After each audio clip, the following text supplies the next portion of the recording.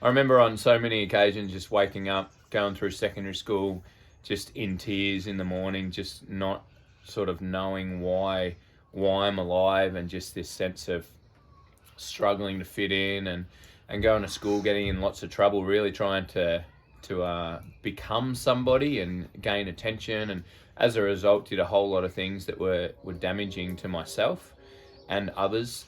And it wasn't until I met a young girl down the street where I grew up, and we went out on a coffee date, and I had a Bible. She gave me a Bible within the first week, and at first I wasn't really interested, but I saw something different in her, and it wasn't until I met her other male mates, and I saw something different in them. I saw this sense of purpose and hope, and they were able to have a whole lot of fun and do crazy things without having to be under the influence of alcohol or drugs or whatever it be.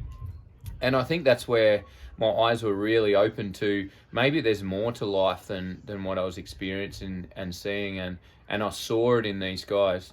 They invited me down to a big church in Melbourne once, and there was a guy who went by the name of Mafia to minister. And this Mafia drug money collector was up sharing his story and some of the crazy things he had done and hurt a whole lot of people. And then he starts talking about this God who loves him. And for the first time, it's like a light went on for me. I was thinking, well, if God can love him, he can definitely love me. And I remember that night, walked down the front and just committed my life to Jesus. And it wasn't immediate change for me. It wasn't like an overnight darkness to light. But over the next 12 months, I guess I just saw this internal transformation happening within me. And for the first time, I was woken up not by my alarm, but woken up by my purpose of what God had for me in my life. And I just wanted to grab it by the reins and go and live for it. And So good. I guess I'm forever thankful for those guys who I met back then, just living out what it meant and what it looked like to follow Jesus genuinely. And it wasn't just lip service, it was with their life, and they were there for me through the thick and thin, and just this consistency of life and living out the fruits of the Spirit. And I guess since then I gave up a lot of things, but I guess the only real thing I gave up was who I was never created to be in the first place.